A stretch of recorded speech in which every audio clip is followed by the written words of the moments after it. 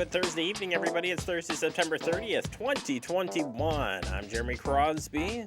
Andrew's in the back office, control room, data center, whatever you want to say. And we're here and we're Data ready center. to rock and roll. Data center sounds cool. I don't know. Control rooms, the booth, those Yep. are the normal terms. Yep. The data center. Sounds better. That's all right. We got a really busy show coming up here. Andrew's been working hard today. Only today. Every other day, it's kind of up in the air. But today, he's been working hard for you.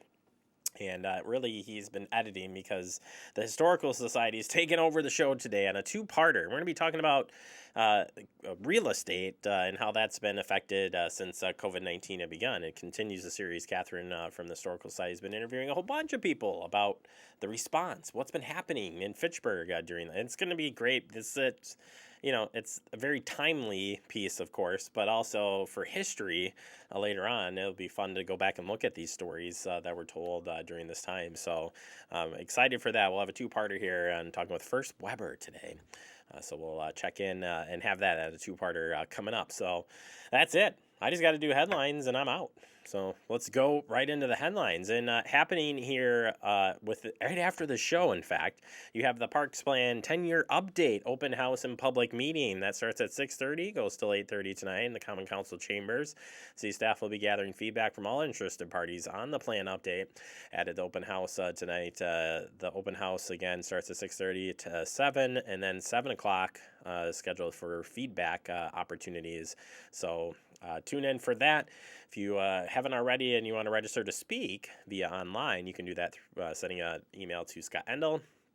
And if you want to just watch it, tune over to our Gov channel right after the show. It'd be perfect timing. You get to watch all this and then jump right over there. We got you covered in the and everything tonight. Love it. And as a special note, of course, we'll rebroadcast this as well. So if you can't make it, don't worry.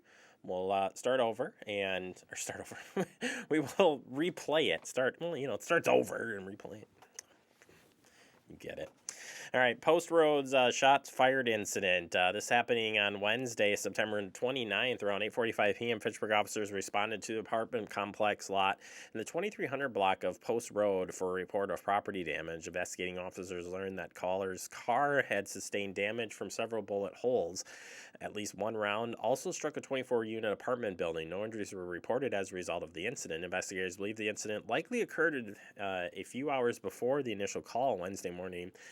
Sometime between 1:30 a.m. and 2 a.m. No calls were received regarding gunshots at the time they likely occurred. The investigation has revealed that the unoccupied vehicle was the intended target of the shooter. No suspect information or description is available for release. The investigation remains open. No arrests have been made, and no other further information is available at this time. Anyone with information regarding this incident is encouraged to contact the Fitchburg Police Department at 270-4300. Tipsters can remain anonymous by calling the Madison Area Crime Stoppers. That's 608-266-6014, or visiting p3tips.com to send in any tips.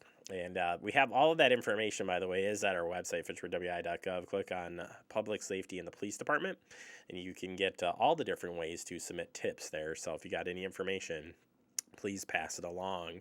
We have an update on the Curry Court shooting that occurred the other night around, and this is the update here, around 9:35 p.m. on Tuesday, September 28th. Fitchburg police officers and emergency medical personnel responded to an apartment in the 5100 block of Curry Court for a report of a person who had been shot. The victim, an 11-year-old girl, was transported to a local hospital where she was pronounced deceased.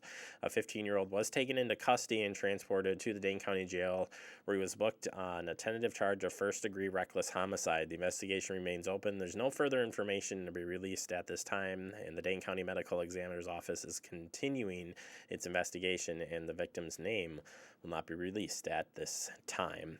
All right, other news, Clean Sweep household hazardous waste drop-off event is coming up. This is going to be an event that's held on Saturday, October 23rd from 8 a.m. to noon at the parking lot at Marketplace Drive behind Funk's Pub in Oak Bank.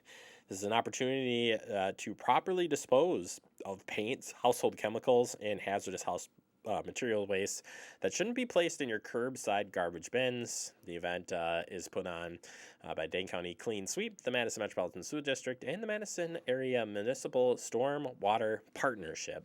If you want more information, you can go to our website. We've got all that information. And guess what? Andrew shares the links, as he always does when he posts up these headlines, so you can check that out there. All right, that does it for our headlines. Coming up next, we open up our digest and guest segment, a two-parter where we have the Historical Society sharing information about real estate since COVID-19 happened and is still going on. We'll have that for you next right here on Talking Pittsburgh.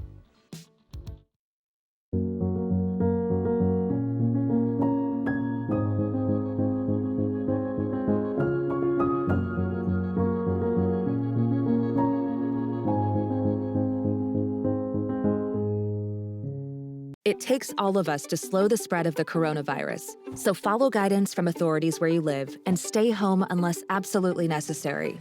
Use a delivery service for essential items like food and medicine. If you must make essential trips, stay 6 feet apart from other people. Wear a cloth face covering and wash your hands for at least 20 seconds as often as possible. Visit coronavirus.gov for the latest information.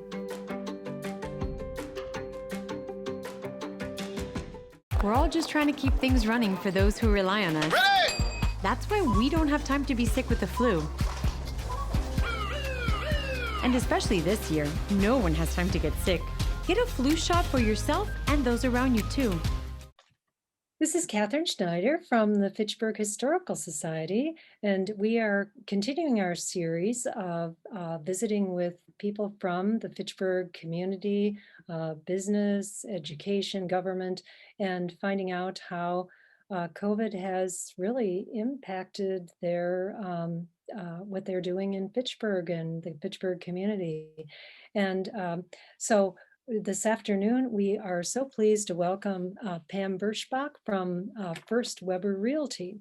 So I'm just going to ask Pam, first of all, if she could do a little introduction of herself and tell us a little bit about her background in real estate, and then what her professional experience has been like, maybe particularly in Fitchburg. I'd love to. So I've been in real estate since January of '99, always with First Weber. And our office wasn't always in Fitchburg. We didn't move to our present office, until I believe it was 2003. And otherwise we were in Whitney Way area and then moved out here. And I started managing our First Weber offices. I managed 4 of them in 2018. And so I sold real estate for 22 years. My now 23-year-old son was 6 months old. And so kind of worked through that career with young children and raised them along with learning about real estate. So it was very good. Great. And then Pam, we've been dealing with COVID now for about a year and a half. This is September of 2021, and really began to really explode in the United States, maybe March of 2020. So in that time frame, could you give us just a sense maybe of the real estate market's movement? Sure. So I think with COVID, one of the beauties of COVID is we all learned how important our personal spaces are and what we need to feel secure.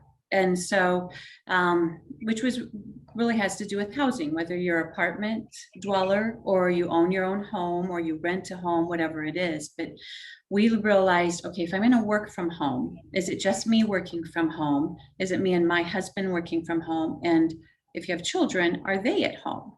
Well, everybody was at home. And if you don't have the spaces in your home to make that work for everybody to be on their computer at the same time and not hear one another, then everybody started realizing, okay, my space isn't working. So how am I going to make my space work?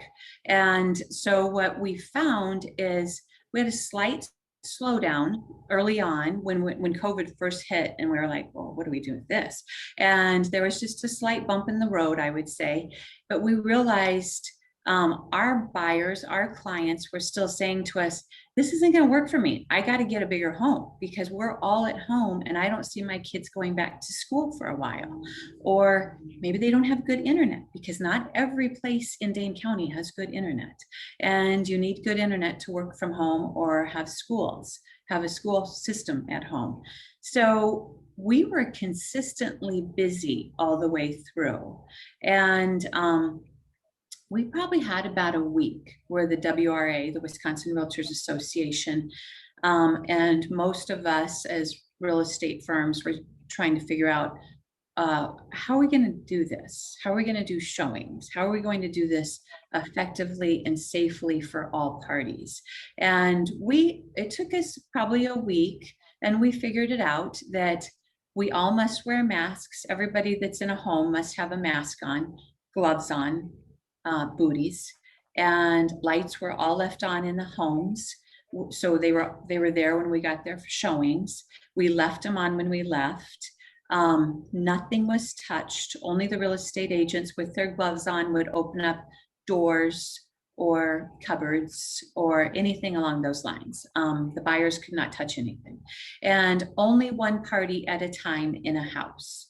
And so that worked fabulously. Now, there's certainly certain sellers and certain buyers that they just didn't want to go into a house, and they didn't even want to meet their realtor, and they certainly didn't want to meet a stranger. So what would happen is we, the agents, would go into the house and we'd video it and talk with them as we video.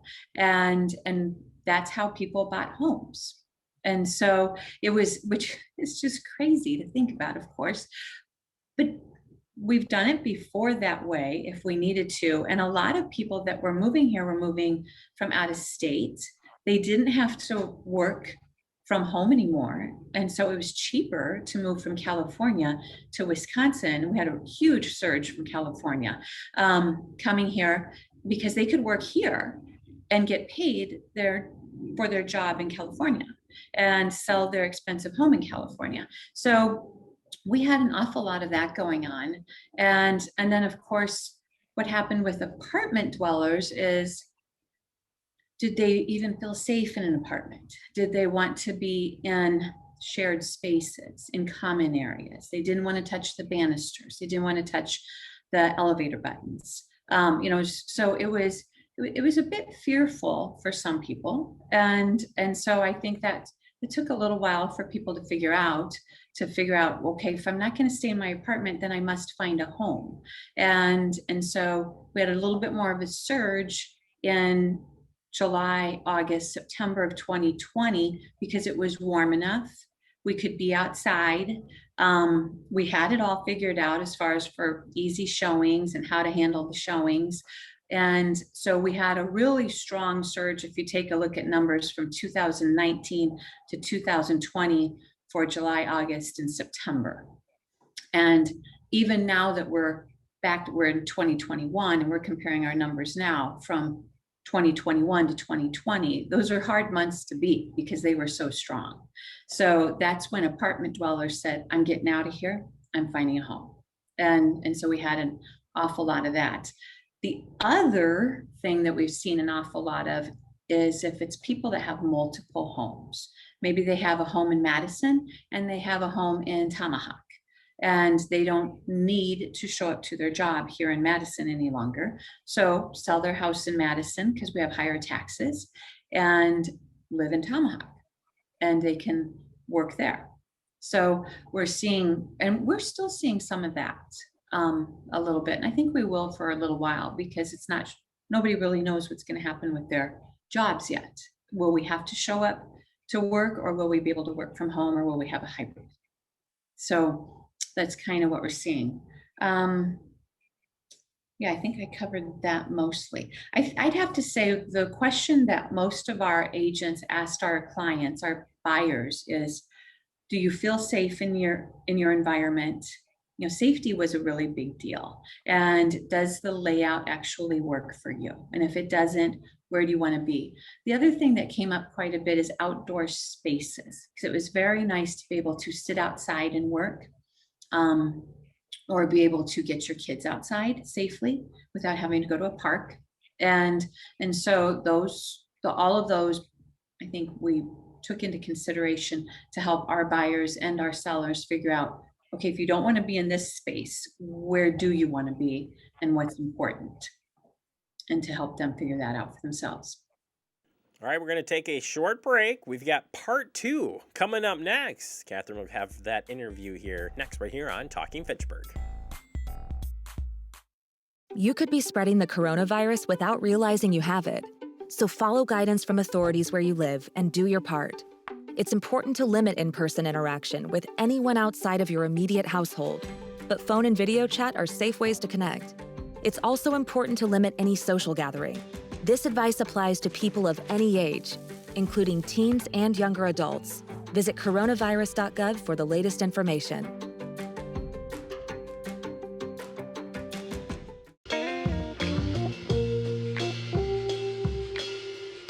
After you joined our family, it was like, I really do feel complete now.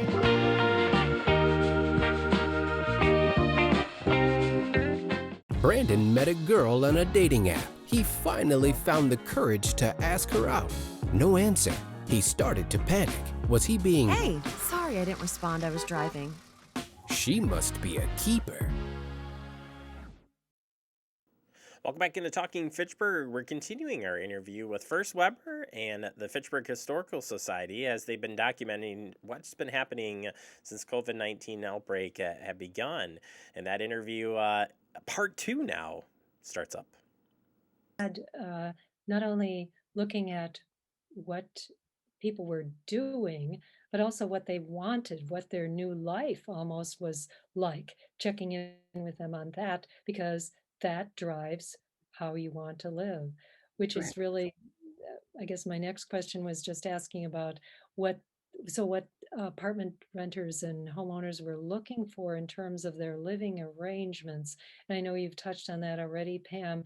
Anything else, like how spaces would be arranged? You mentioned the outdoor spaces, having more space for work and children doing their schooling at home. How does that make a difference in how you arrange for your home to look? Well, one thing we found is it was always okay for prior to COVID to maybe double up on your workspace and your entertainment space. That was always all right because you didn't actually work there necessarily. So you would just clean up your workspace if you're going to entertain. And but now that wasn't so much the case. They weren't entertaining, but they needed this permanent workspace. And did they want their permanent workspace to be at the dining room table? Because that doesn't, it's just not a smart move to do that because you never walk away from work. And so it's always a reminder of, oh, I need to get this done. And so it just wasn't a good environment for people to live in. And we all saw a surge in desk selling and different types of furniture being sold to so that you'd have either a small desk, a large desk, a more permanent workspace, or children having a small desk that they could work in their room, so that way children could still be in their room and sleep in their room, and parents could continue working and they weren't hearing each other speak. And so while they're all on their computers. So that worked okay for a while, but what we found is most parents realized my children are never leaving their bedrooms, and that's just not a good idea. And so for those kids, and so they need to be able to walk out of their bedrooms, and they need to have a family environment that everybody can walk away from work and walk away from school and just be in a neutral space.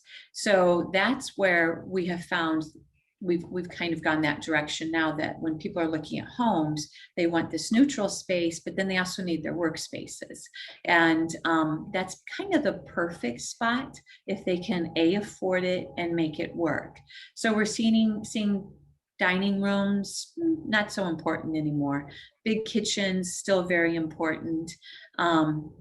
The family eating space is very important.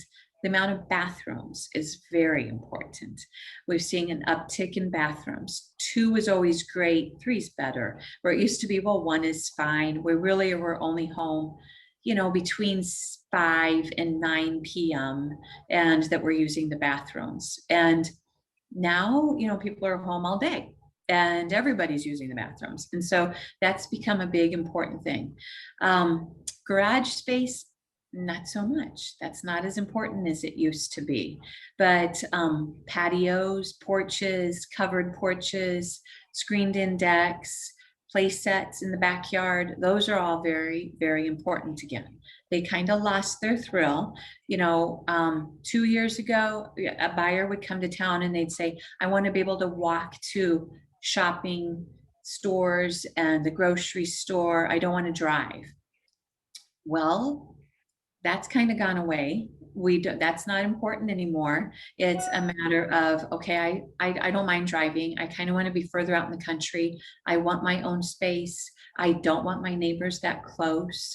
So we're starting to see a different trend. And also because they didn't have to be in the city, because they didn't have to drive every day to work.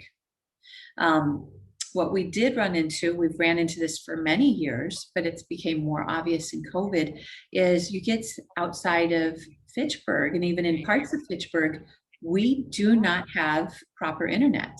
And that's not being fixed very quickly. And so you could be right outside of Verona and you don't have proper internet. Two people can't be on a computer at once. You could be in a $700,000 house, $1 million house, and you don't have proper internet. So it has absolutely nothing to do with what you can afford. It's not a socioeconomic situation. It has everything to do with the fact that we need to improve our internet in the state of Wisconsin and certainly in Dane County.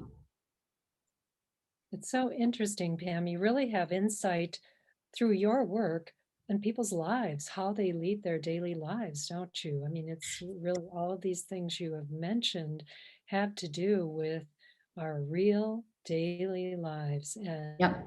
Yeah. Being a realtor is really interesting. I'm sorry. I think absolutely. I lost you well, there. Pam, yes, just for a second. Can you hear me again? Good. Yep, I can hear you again. Great. Well, I wanted to ask you about the scarcity of homes for sale and the high cost. We all know the high cost of housing these days. So what are the factors involved in this seller's market? And has COVID been responsible in any way for this current market we're in? Well, the one thing COVID has been probably responsible for with the current market is that we all realized at the same time whether our living spaces were going to work for us or not. That became very apparent pretty much all at the same time. But otherwise, no, I wouldn't say that COVID is responsible for our lack of inventory. Our lack of inventory is due to many years of a lot of things going on. Between 2008 and 2012, we had an overabundance of inventory, mainly due to the fact that because in 2008, a lot of people realized, okay, I've overextended myself. Due to the way that they were purchasing homes, they had 100% down. In some cases, 110%. They had no money down, and they even got money for closing costs. So they had no skin in the game, and that was a lending problem. And we have since then fixed that lending problem. So that's not an issue any longer. But what took place is somebody buys a home and they have no money down on it, and they're basically paying the mortgage, which could also be considered rent as far as they're concerned, because they could walk away from that house at any given time. And yeah, it's going to be a bump on their credit, but that was it. And so they weren't losing any money there. And so it was easier for a lot of people to actually walk away from their home than it was to need to pay for a mortgage that they couldn't afford, and because maybe they lost their jobs, to downsizing in companies and so forth. And so in 2008 and 2012, we had an awful lot of inventory on the market. And so our current builders just stopped. They just stopped building, and because they couldn't sell them anyway. So we had so many houses on the market.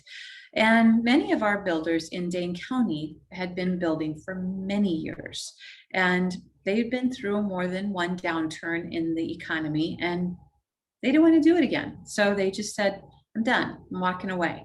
I'm done building. And we really didn't fill that pipeline of builders. We still haven't filled that pipeline with builders. And so between 2012 and now 2021, across the entire United States, this isn't just Wisconsin or Dane County or Fitchburg, it's across the entire country, that we have probably underbuilt 1 million homes a year since 2012. So we do not have enough housing, and we won't have enough housing for a long time when you base it off those numbers. And because we still don't have enough builders, and we also don't have enough product. We also don't have enough lots. So we need more development. We need more builders. We need to get our hands on product, and we need to keep building. And so Dane County has always been an expensive place to live. And probably what we would call affordable housing would be an apartment. And we all know our apartments aren't cheap.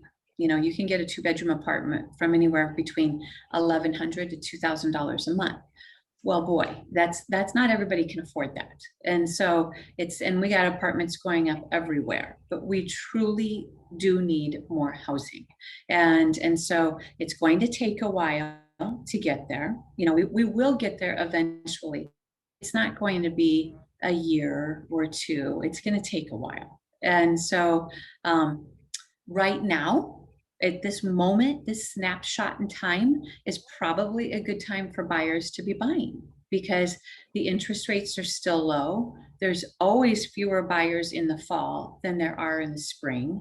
And so if you want to get out there and get a nice house without paying 10% more than you should, this would be the time to do it. And so, you know, but what we're going through, we're going to continue to go through for a period of time. And so it's not going to fix itself soon. All right, there you have it. I appreciate Catherine conducting this interview, and we'll be taking a quick break, wrap up the show next. You're watching Talking Fitchburg.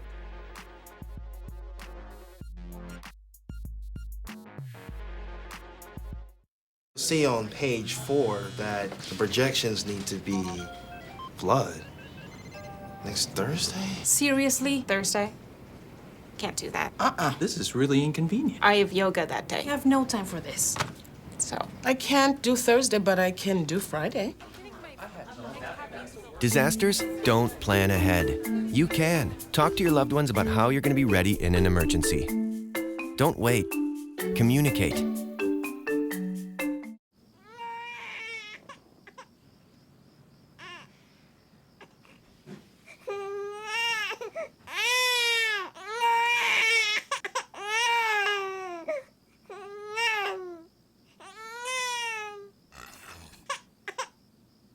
If you love them enough to suck the snot out of their nose at 4 a.m., then surely you'll check nhtsa.gov/the right seat to make sure they're in the right car seat.